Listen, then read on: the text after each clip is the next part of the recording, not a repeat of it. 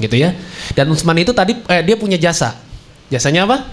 Yang teman-teman mungkin sudah pernah mendengar kisahnya, bahwasanya Utsman itu pernah membebaskan sumur, ya kan? Sumur yang dimiliki oleh orang Yahudi, dan saat itu umat Islam sedang mengalami krisis air bersih.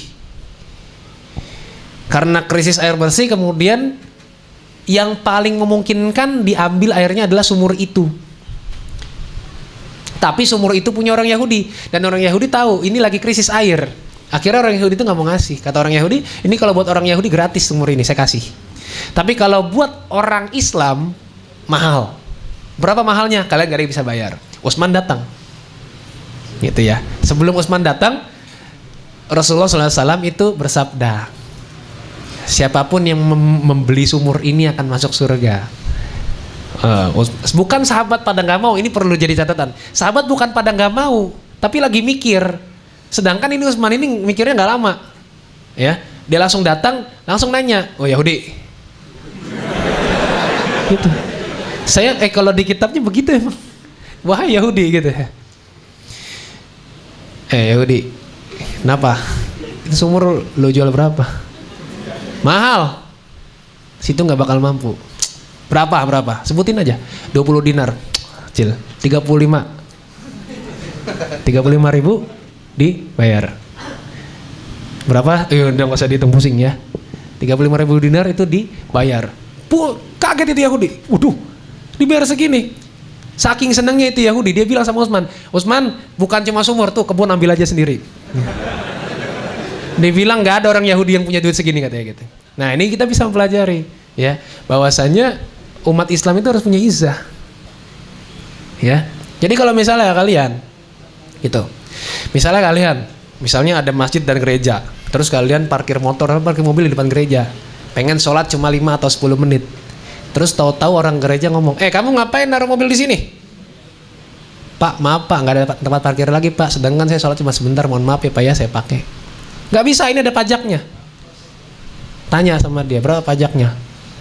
100 ribu, 1 jam. Saya bayar 1 juta, gitu harusnya. Itu kan pusing gitu, langsung masuk Islam itu kayaknya orang itu. Duh, 1 juta gitu ya. Itu seperti itu. Dikasih langsung kontan. Dan akhirnya sumur itu bisa dinikmati oleh orang-orang Islam. Dan tahu nggak kalau orang Islam yang punya sumur itu dikasih buat semua, pakai. Gak pakai tanya agamanya apa, pakai aja. Itu luar biasanya, ya. Nah ini jasanya seperti itu. Jadi Utsman itu punya jasa yang luar biasa bagi umat. Maka ketika ada musyawarah, Ali apa Utsman? Utsman. Karena jasanya terasa oleh umat. Kalau Ali terasa juga, tapi saat tertentu, perang, saat menentukan hukum, itu Ali yang ditanya. Tapi kalau untuk masalah duit-duitan jangan tanya Ali, ya. Dia susah hidupnya, ya kan?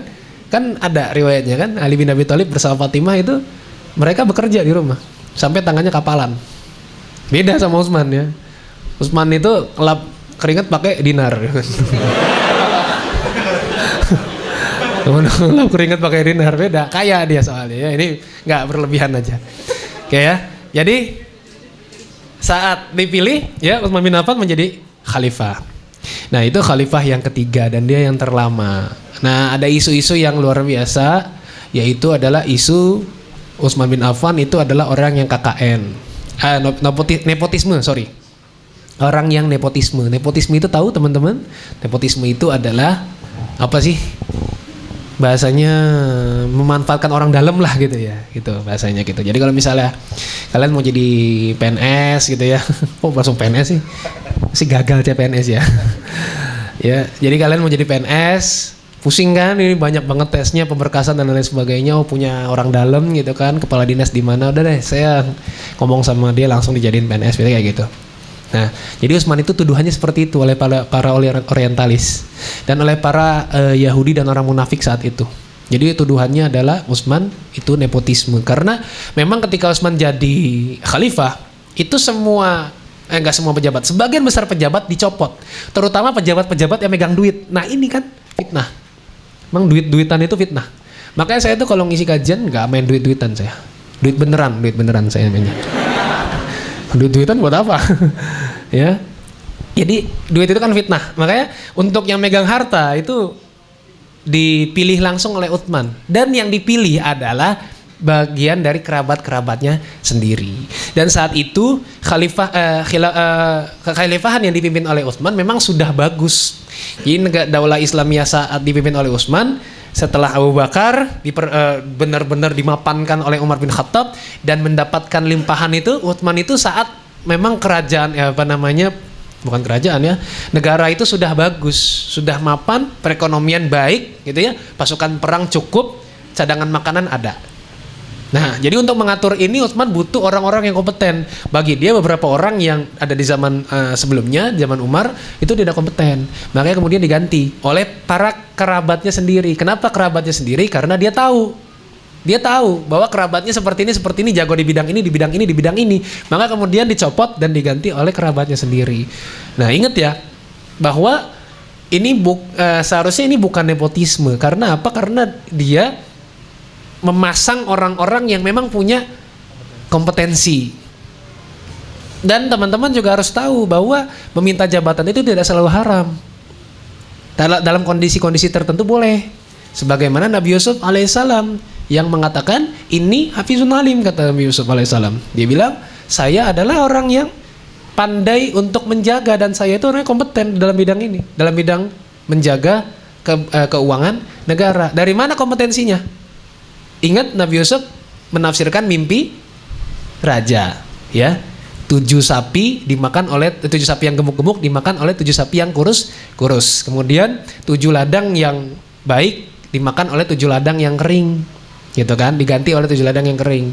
Nah, Nabi Yusuf alaihissalam menafsirkan ini dengan sangat kontekstual, yaitu bahwa kita akan mengalami 7 musim yang sangat makmur dan 7 musim yang paceklik. Seperti itu. Maka caranya adalah gimana? Setiap panen jangan sampai menggunakan semua hasil panen. Setengahnya harus kita simpan untuk cadangan di waktu yang akan datang. Nah, ternyata kan terjadi 7 tahun baik, 7 tahun paceklik. Ini dia jadi ahli ekonomi. Ketika dia bilang ini hafizun alim, orang percaya. Gitu kan?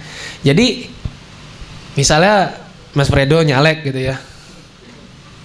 Terus di spanduknya disebut ganteng, berwibawa, terbukti ya, itu kan orang nggak percaya ya kan, gitu kan. Dermawan gitu orang nggak percaya itu misalnya kayak gitu.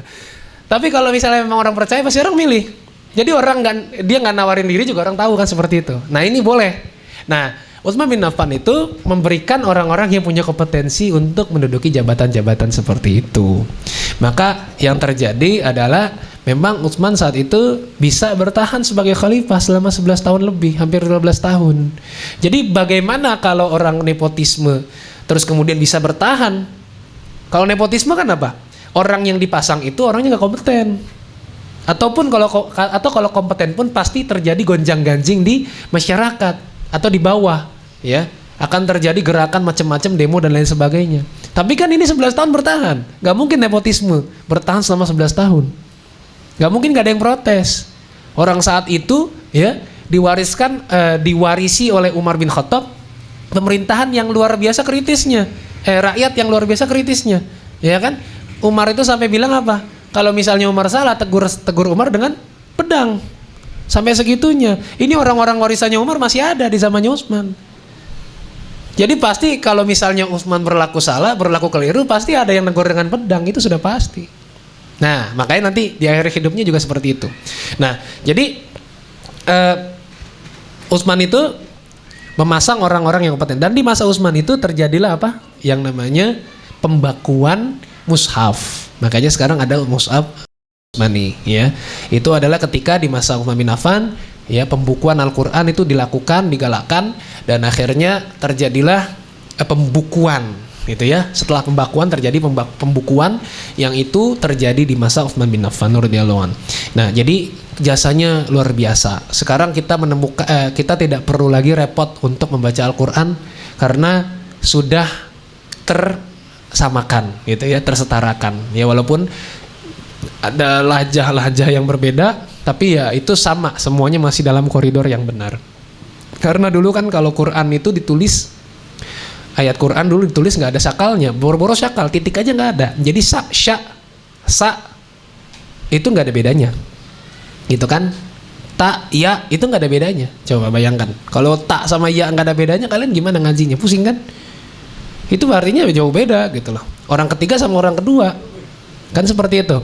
Terus ya nggak ada titiknya, gitu loh. Jadi begitu aja tulisannya. Nah, ketika pembakuan inilah kemudian baru diberlakukan macam-macam tanda baca dan lain bukan tanda baca, tanda-tanda pada huruf-huruf yang ditulis untuk membukukan Al-Qur'an. Nah, saya agak persingkat karena waktunya juga terbatas gitu ya. Jadi di masa pemerintahan Utsman ini yang paling lama tadi saya bilang, dan di akhir masanya Utsman bin Affan itu mengalami kematian yang sangat tragis. Ya. Pokoknya yang matinya nggak tragis itu cuma Abu Bakar. Ini memang sahabat yang satu ini memang lurus-lurus aja hidupnya, ya. Masuk Islam nggak ada penolakan, gitu kan? Bebasin budak nggak pakai berantem, gitu kan? Lurus-lurus aja hidupnya. Punya anak dinikahin sama Rasul, gitu. Enak-enak aja. Terus anak yang lain dinikahin sama sahabat. Terus apa lagi? Tadi sholat malamnya sebelum tidur, gitu kan? Udah lurus-lurus aja. Jadi khalifah aklamasi, nggak ada yang berdebat. Terus pergantian khalifahnya dia yang ngasih, nggak pakai proses pembunuhan. Kasih aja ke Umar, kamu jadi khalifah ya. Tuh kata Umar, yang bener aja nih. Iya nggak apa-apa. Saya takut kalau misalnya engkau memberikan kepadaku jabatan ini. Ya kata Abu Bakar apa? Saya lebih takut kalau kamu nggak takut. Ya, jadi kalau ada orang disuruh jadi pemimpin terus, hayo. Nah itu perlu diwaspadai. Karena yang berambisi itu seharusnya jangan dijadikan pemimpin, gitu ya. Saya lebih takut kalau kamu nggak takut, kata Abu Bakar kepada Umar bin Khattab. Maka Umar bin Khattab yang dapat. Umar bin Khattab digantikan dengan cara yang tragis, dibunuh oleh Abu Lu'lu' al-Majusi, ya. Jadi dia orang Majusi yang menyamar. Katanya sih udah masuk Islam saat itu. Ternyata dia menyamar dan kemudian saat Umar bin Khattab memimpin sholat berjamaah ditusuk dari belakang. Ya. Bayangkan seorang khalifah, pimpinan sebuah negara memimpin sholat berjamaah. Dia yang mimpin. Dan tidak ada pengawalan. Ya. Nggak usah dikaitkan ke masalah lain ya. Pokoknya Umar ya. Tidak ada pengawalan, dia dibunuh. Ya nggak ada yang ngalangin. Iya, waktu itu yang mau ngalangin juga tidak nggak ngeh gitu ya. Karena pas mau bunuh itu juga kan mereka sholat dan khusyuk gitu ya, nggak kayak kita. Kalau kita kan imamnya goyang-goyang gitu. Gak apa. Datang masjid, imam yang ini lama ini ya gitu kan. Gak tahu. Kalau Abu Bakar aja kalau sholat kata Umar bin Khattab, suara tangisannya lebih besar daripada suara baca Qur'annya kan gitu. Nah, jadi singkat cerita, Umar bin Khattab Utsman bin Affan ini mengalami masuk ke fase-fase terakhir memimpin negara, ya, menjadi khalifah. Saat itu mulai berhembus banyak kabar burung dan saat itulah banyak orang munafik yang mulai merajalela. Karena wilayah Islam sudah semakin terekspansi sampai ke Mesir, sampai ke Asia Tengah gitu kan. Sahabat-sahabat juga semakin banyak yang berdakwah sampai ke Asia bagian timur dan seterusnya, sampai ke Eropa, sampai ke Afrika dan seterusnya. Itu membuat karena semakin besar wilayah maka semakin sulit untuk menjaga dan semakin banyak pula orang-orang munafik saat itu. Nah, karena semakin banyak orang munafik dan tidak suka dengan kejayaan Islam, akhirnya mereka menghembuskan kabar, ya kan? Jadi selama bertahun-tahun itu mereka menghembuskan kabar apa? Salah satunya itu nepotisme itu yang kemudian dibahas oleh orientalis. Ya. Jadi Utsman nih bikin ini loh, pemerintahan nggak beres ini. Nepotisme dan lain sebagainya terjadi nih, jadi korupsi gitu ya. Tapi karena saat itu yang menjadi pemimpin adalah orang yang kompeten. Dan yang dipasang adalah orang yang kompeten juga. Dan inilah sahabat Nabi, punya keutamaan, gitu ya. Dijamin masuk surga dan semuanya yakin itu dengan janji itu. Maka kemudian ketika ada hembusan kabar seperti itu, nggak ada yang percaya. Ketika ada yang bilang begitu, mereka bilang, kamu gak usah ngomong kayak gitu. Utsman itu lebih baik. Gitu ya. Kamu gak usah ngomong kayak gitu. Dia lebih baik daripada kita. Dia sahabat Nabi. Dia punya keutamaan. Dia dijamin masuk surga. Dia gak ikut perang Badar tapi dibilang ahlul Badar. Kayak gitu. Jadi ada pembelaan. Ya. Makanya kalau kita itu ya jangan dibiasain lah ya. Kalau misalnya ada ahli orang dai atau ustadz gitu ya, agak nyeleneh dikit terus langsung kita ledek-ledek, jangan dibiasain kayak gitu. Karena apa? Dia bisa jadi dia lebih tahu dan itu benar bisa jadi. Dan kita kurang tahu kadang-kadang tuh kayak gitu. Ya, ada ustadz bikin program begini langsung dibilang, ustadz nggak bener kayak gitu. Ada ustadz minta udah ustadz menetapkan tarif, kita bilang ustadz nggak ikhlas. Kita nggak tahu apa yang terjadi. Nih asisten ustadz nih tahu nih gimana rasanya mengasisteni ustadz, ya kan? Acara dibatalin Hamin 2 jam, mending Hamin 2 hari. 2 jam bilang, Ustadz mohon maaf ini gak dapat izin. Dikiranya cuma buat dia doang kerjaan kita. Ya kan? Ada lagi Ustadz di WA, Ustadz saya ini mau konsultasi, bapak saya ini gak bener, ibu saya gak bener. Yang bener siapa? Terus gak dibalas, dibilangnya Ustadznya sombong. Gimana orang yang WA juga banyak, yang masalah bisa daripada kamu juga banyak kayak gitu. Kita nih gampang gitu mengomentari orang. Terus kita bilang Ustadz ini gak bagus nih, Ustadz ini gak nyunah. Gampang banget. Padahal dia tuh belajar di mana-mana, mondok sampai tidur-tidur, gitu ya, sampai kudisan karena airnya nyampur-nyampur gitu kan. Dia tahulah yang mondok pasti tahu rasanya kayak apa gitu. Kita ini gampang komentarin orang gitu, Ustadz dikomentarin, Masya Allah. Ini berat gitu, makanya jangan sampai kita itu mudah. Nah, ketika orang menghembuskan kabar-kabar seperti itu tentang Utsman bin Affan radhiyallahu an, itu mereka itu pada bilang, kamu gak usah ngomong tentang Utsman, dia itu lebih baik daripada kita. Keputusan dia adalah keputusan yang harus kita ikuti karena dia adalah pemimpin kita. Ya, ini bayangkan. Ali bin Abi Thalib, orang yang kalah dalam kontestasi itu. Apa kata Ali? Ya, saya akan taat. Kalau misalnya saya melawan Utsman, berarti melawan keputusan Utsman, berarti saya sudah bermaksiat terhadap ulil amri. Seperti itu. Ini luar biasa gentleman, seorang negarawan. Ya kan? Jadi nggak usah lah kita bilang macam-macam ya. Memang ini takdir kita, mau diapain kayak gitu ya. Nggak usah bilang curang segala macam, nggak usah. Ini takdir gitu.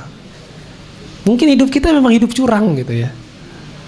Ini takdir, nggak usah dikeluhkan karena memang apa yang Allah kasih itu sudah yang terbaik buat kita. Nggak usah lah sampai kemudian kita bilang ini salah, ini salah. Barangkali kalau misalnya apa yang kita mau itu terjadi, ternyata tidak sesuai dengan apa yang kita harapkan, bisa jadi, dan lebih parah bisa jadi. Kita nggak bisa menjamin karena yang mimpin kita manusia. Nah, kabar-kabar seperti itu disaring. Maka orang Madinah, orang Makkah, yang sekitar Utsman itu nggak ada yang percaya. Orang-orang di sekitar Utsman nggak ada yang percaya. Kalau Utsman itu berbuat maksiat seperti itu, nggak ada yang percaya. Saya nggak percaya. Utsman itu orang baik. Utsman itu sahabat jamin masuk surga. Nggak ada yang percaya. Akhirnya apa? Mereka putar otak, orang-orang munafik gabung sama orang Yahudi. Gimana caranya supaya menjatuhkan Utsman? Sebarkan isu di tempat di mana orang tidak bisa menjangkau Utsman. Mana yang dituju duluan? Mesir. Mesir ini negeri yang jauh teman-teman sekalian. Kalau di geografi kita, Mesir itu bukan lagi Arab kan? Mesir itu masuknya Afrika bagian utara. Mesir, Libya, kemudian Sudan, Aljazair, Maroko, Tunisia, itu semuanya Afrika Utara. Walaupun masih pakai bahasa Arab dan mereka ngerti bahasa Arab. Tapi secara geografis mereka bukan lagi Arab. Seperti itu. Nah, saat itu Madinah ke Mesir jauh. Pasti jauh, sangat jauh gitu kan? Apalagi sekarang beda benua. Ya. Maka mereka mengembuskan isu di tempat yang jauh. Akhirnya mereka ke Mesir. Ketika mereka ke Mesir, mereka bilang Utsman nepotisme begini. Masa sih? Iya loh gini. Masa sih? Akhirnya semua pada penasaran. Karena mereka bukan orang yang ketemu Nabi. Bukan orang yang mudah untuk mengklarifikasi itu kepada khalifah. Jauh. Dulu belum ada WhatsApp, belum ada TV, belum ada radio, belum ada apapun gitu. Sehingga untuk mendapatkan informasi lama. Gitu ya. Untuk mengetahui khalifah ini sudah ganti aja lama. Butuh berhari-hari baru tahu, oh khalifah kita sudah ganti, misalnya seperti itu. Jadi mereka nggak bisa klarifikasi. Maka ketika mereka sudah dipanas-panasin seperti itu, barulah akhirnya mereka membuat satu gerakan.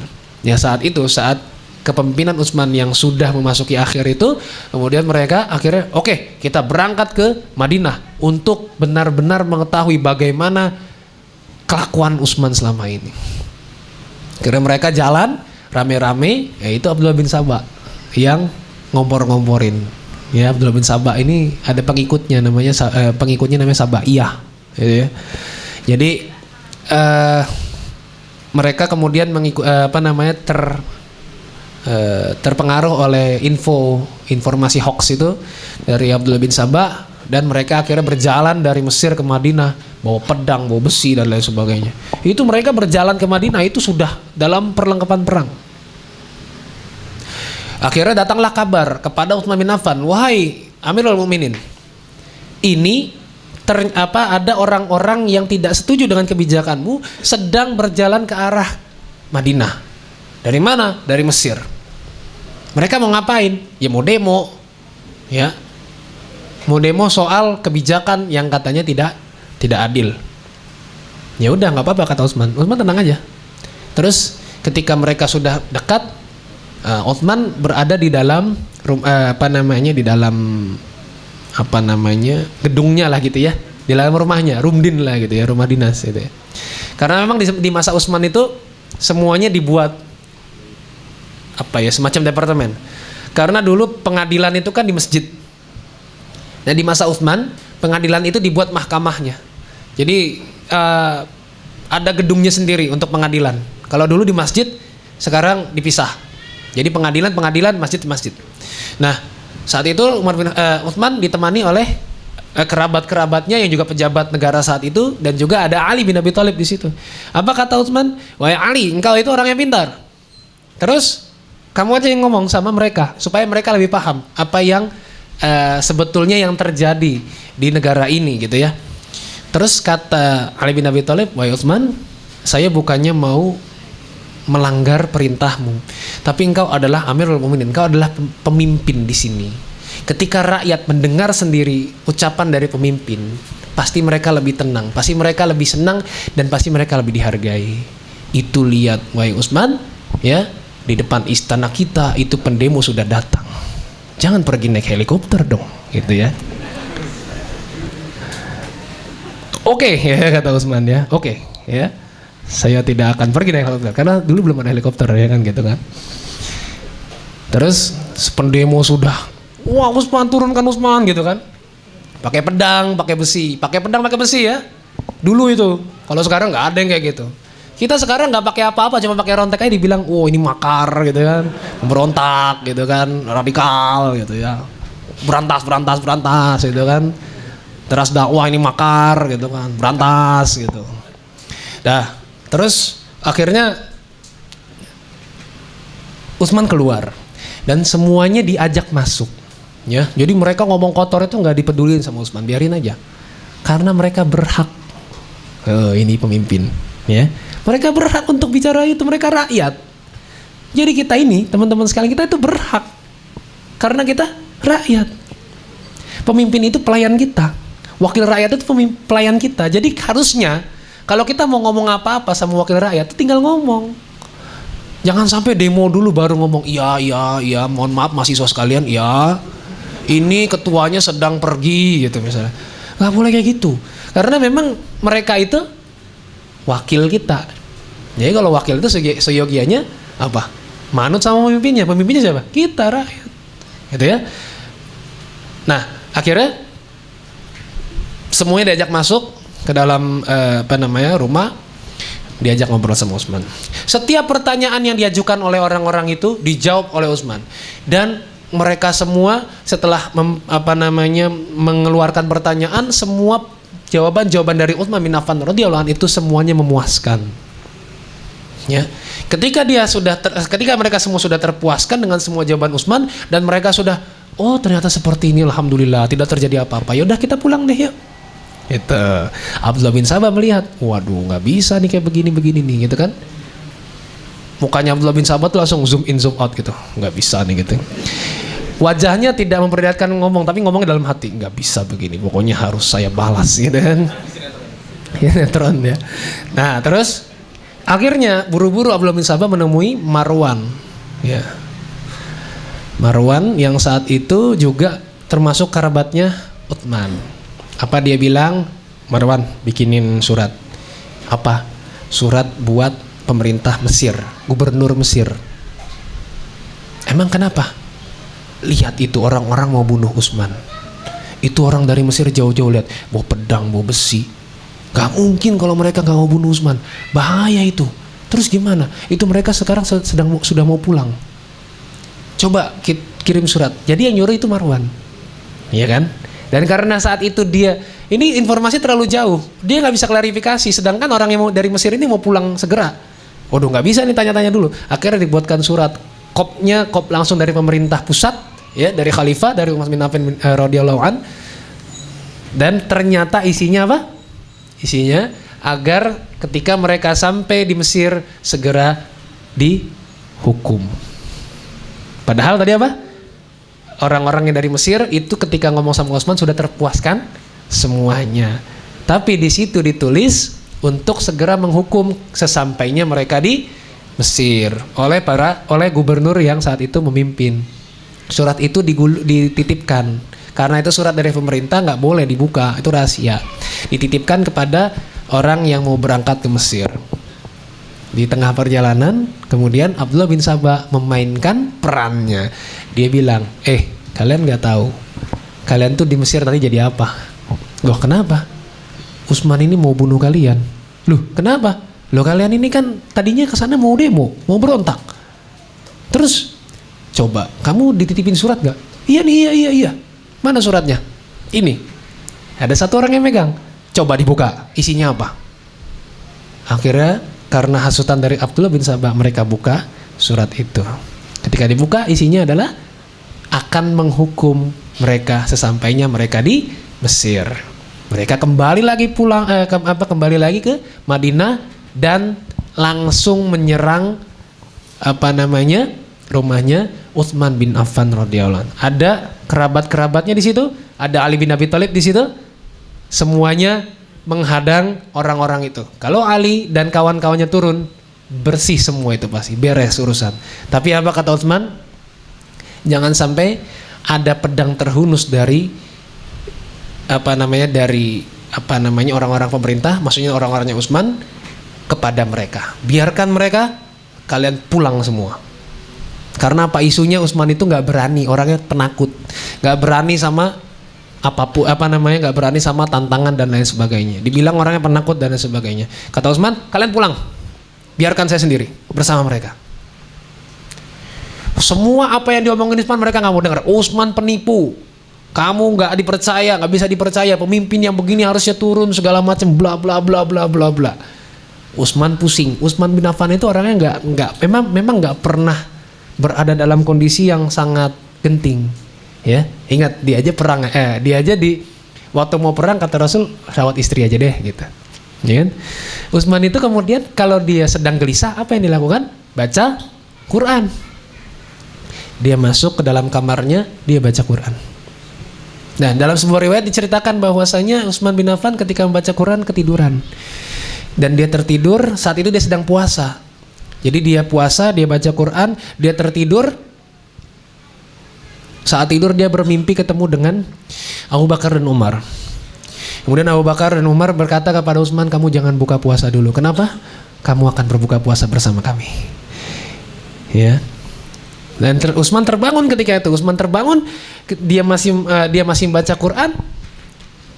Ternyata orang-orang yang berdemo tadi sudah mengepung. Ada yang dari belakang menyekap lehernya Utsman.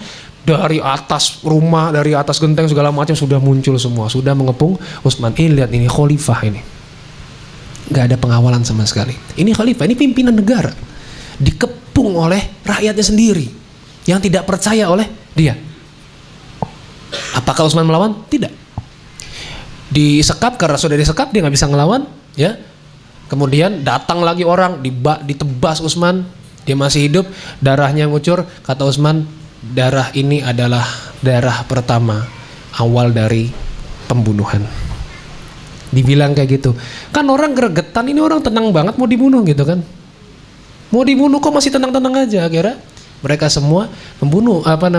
Satu tadi yang saya bilang bawa besi tadi, yang bawa besi itu menusuk kepala Utsman dari depan tembus ke belakang. Dia masih hidup saat itu. Dia masih sadar, masih ada nafas, ya. Dia tertidur, telentang. Ada satu lagi mereka di antara mereka yang kemudian loncat dan langsung berdiri di atas dadanya Utsman. Saat itu nafasnya keluar. Wah, itulah hembusan nafas terakhirnya Utsman bin Affan. Ini seorang pemimpin negara yang sangat besar ketika itu. Punya jasa yang luar biasa bagi umat. Dibunuh dengan cara yang sangat tragis. Bagaimana perasaan kita?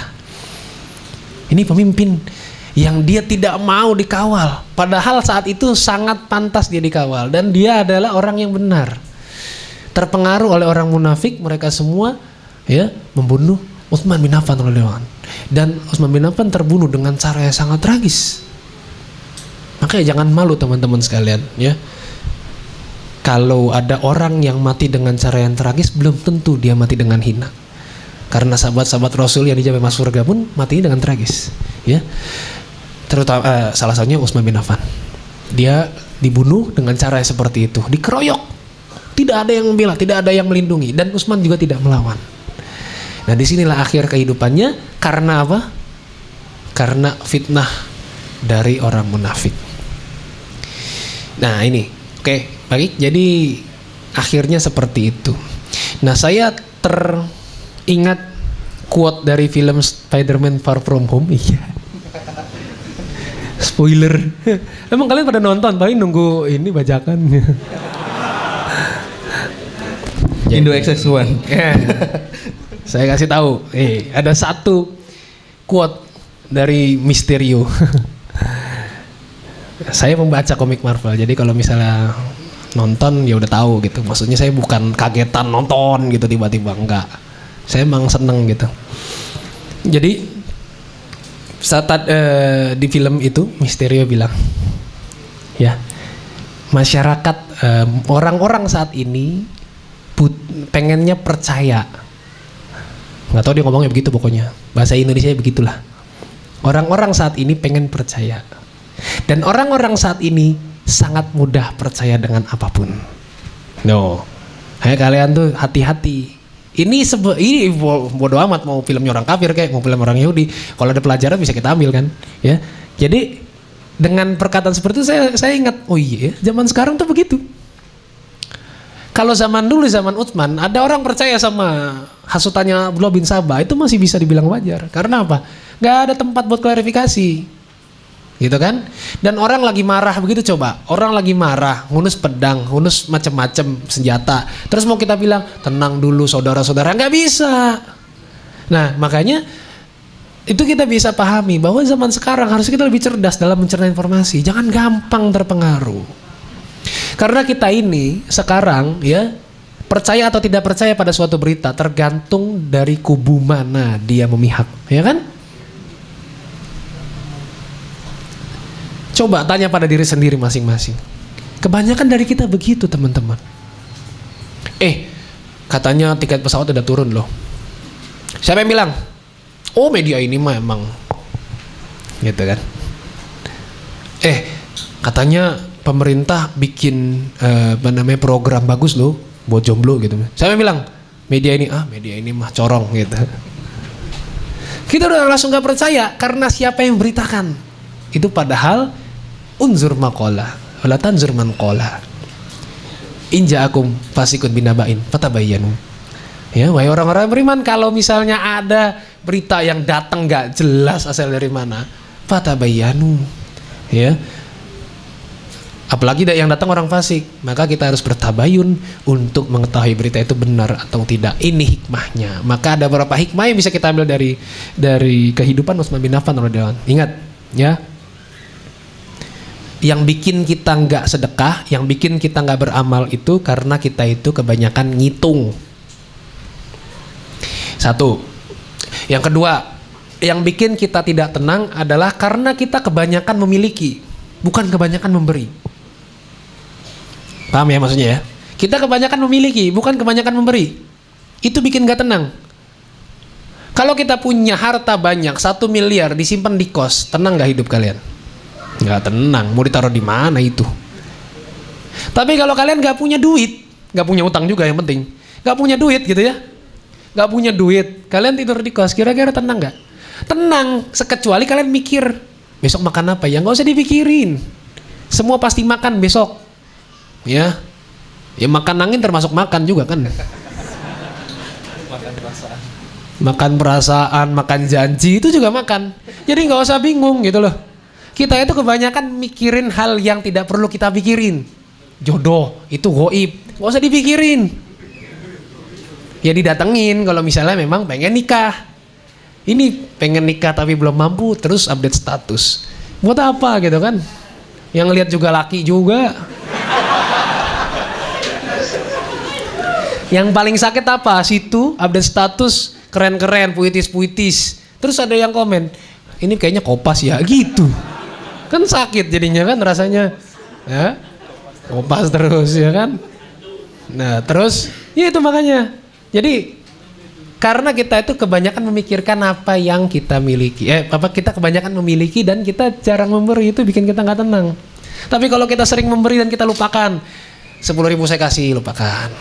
Coba kalau kalian ada teman meminjam duit, bos minjemin dong, berapa? 100.000. Kalian tahu ini orang janjinya nggak bisa dipegang, tapi kalian minjemin 100.000, balikin ya. Berapa lama? Seminggu? Ya seminggu ya. Kalau inget-inget seminggu kemudian ternyata nggak bayar, apa perasaan kalian? Bener, harusnya nggak dipinjemin tuh, harus nggak dipinjemin tuh.